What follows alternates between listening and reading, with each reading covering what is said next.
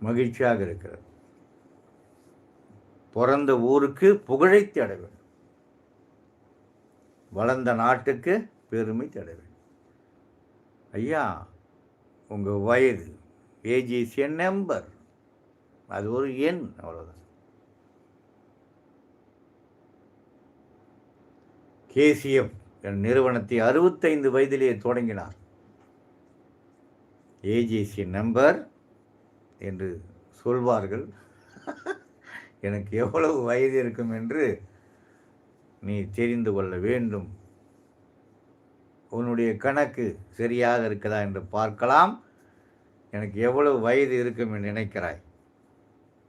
பாரத் சொல்லலாம். ஐயா, உங்கள் வயது, ஏஜ் இஸ் எ நம்பர், அவ்வளோதான்.